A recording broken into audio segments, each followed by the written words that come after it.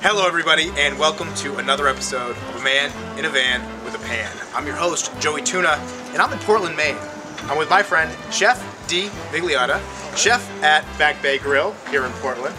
And Dee, what are we making today? Today we're going to be making some local crab cakes. We're headed over to the van to get cooking. Yeah, we are. All right, stay tuned.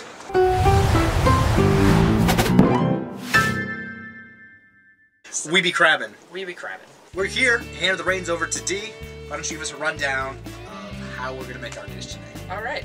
So today we're gonna start with the cranberry chutney because we can make that and then we can set it off to the side.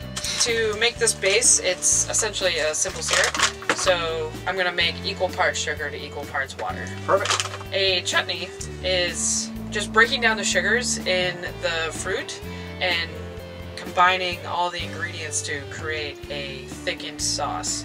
That's why we have a little bit of acid in there, because the acid will actually play off the sugars and tone down the sweetness. What do you need? You need me to zest some stuff? That'd be great, yes. If you could take that orange and zest it with that pocket knife and put this on the burner, get it going. I'm gonna show you my mad zesting skills. That's not too bad. I'm going to add a little bit of this apple cider vinegar in there now so it combines with the sugar and water. Oh. And this orange is going in there because winter is actually a citrus season. Oh. So I want to bring that orange in there, and it also, orange and cranberry play off each other very much. Interesting, I did not know that. Yeah, you're doing a great job. Thank you so much. This is impressive. I was hesitant, but... Everyone's always hesitant with pocket knife. All right, chef. What we're looking for. Is that good? Yes. Here we go. Zest from one orange. And then in the pan. The key to adding all this stuff in the beginning is letting it all come together as everything starts to come to a boil, and the flavors will really start to muddle together. Yes. So next, for my sous chef, I'm going to ask him to peel the tarragon, and we're going to chiffonade the tarragon. You're gonna peel the leaves off, and you're gonna pinch them together. And then you're going to gently slice them in very thin strips. All right, I'm chiffonading here. Yes, you are. Because it is important with fresh herbs that you don't push down on your knife too hard or pinch them, because you will ruin the structure of the herb. It's a key technique right there. Don't mush your herbs. Don't mush your herbs, please. I'm going to add the cranberries in. This is about a cup to a cup and a half of cranberries, fresh cranberries. The mixture was just at a high boil, so I brought it down to a simmer, and now I'm going to add the cranberries.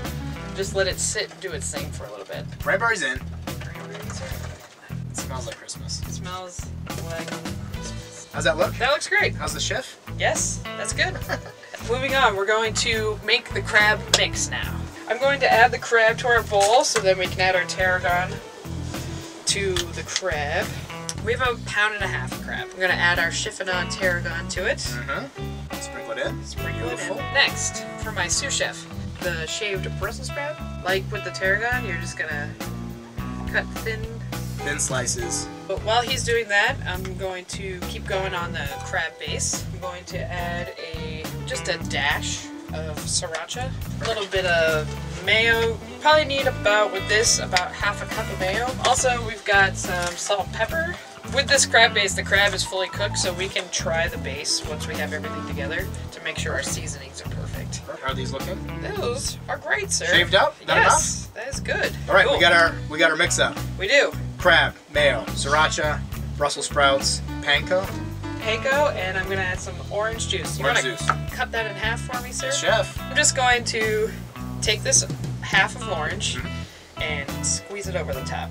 This is where things get a little messy, and I'm going to make sure my base is where it needs to be before I start adding panko. We did throw a dollop of Greek yogurt in there for a little tang. For a little tang. We're just going to give it a little flavor test. That's awesome. I'm just going to use the panko until I feel like the consistency is correct. We're going to cut this into 2 bowls so I can panko as well. And also I only have tiny bowls. So we be crabbing. These are getting kind of firm. Yeah. How we doing? So yeah, these feel good. We still got some flame going here. Add some oil to our pan. And so to cook these off, we're going to sear them in vegetable oil. Yes, I'm only going to use like a tablespoon. We're going to take one of these crabs, Kind of ball it out. Okay. Make it into a cake. All right, I'm gonna throw the first one in. That's the noise we want to hear. That's a good sizzle. That's a good noise.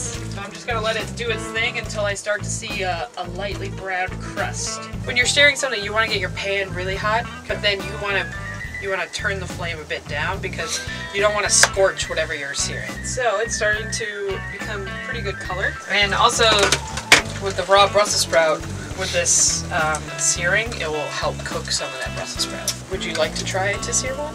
Yeah. All right. Definitely. Then you get to make your own patty. We be searing. We took the restaurant crabs. We got about 3.5 crab cakes here. Dee added a little more oil to the pan. Yep. So I'm just gonna flop it on. Away from you, right? Away. Away you go. Yep. Away you go. It smells good in this van. It smells very good. Yeah. Yes. I've had some experiences where I've burnt things. It does not smell good in the van. And then you have to go to bed and smell your mistake.